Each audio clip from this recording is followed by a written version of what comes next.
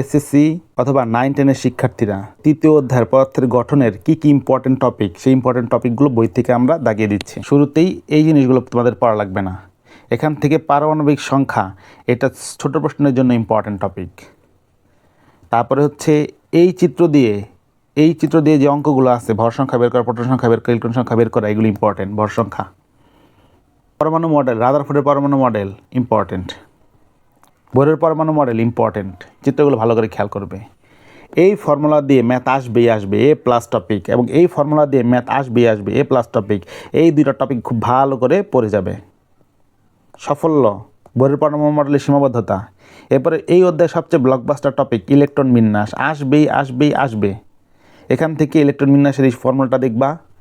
এখান থেকে যদি বলো কিচ্ছু পড়বো না, শুধুমাত্র একটা টপিক পড়বো, সেটা হচ্ছে কি উপস্থিত শক্তি স্তরের ধারণা।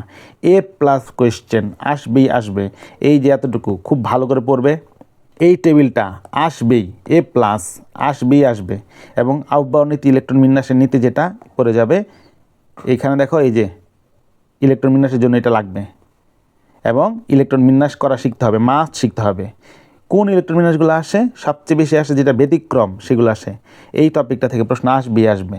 তো লাস্টে যে এই 2-3টা পেজটা বললাম, এই যে একটা পেজ, 2টা পেজ, 3টা পেজ অবশ্যই পড়বে। আইসোটোপ শর্ট কোয়েশ্চেনের জন্য খুব ইম্পর্টেন্ট, এই যে চারটা পড়ে যাবে। তারপরে হচ্ছে এমসিকিউর জন্য এটা দিয়ে অঙ্ক আসে, এই টপিক থেকে এমসিকিউর অঙ্ক আসে। এরপর আসি এই যে আপেক্ষিক পারমাণবিক ভর বের করার জন্য এই সূত্র রিলেটেড ম্যাথ অনেকবার আসছে বোর্ডে, খুব ইম্পর্টেন্ট টপিক। আর এই যে আইসোটোপের ব্যবহারগুলো সাধারণত এমসিকিউতে আসে, একটু রিডিং দিবা, তাহলেই হয়ে যাবে। এই চ্যাপ্টার শেষ তোমাদের।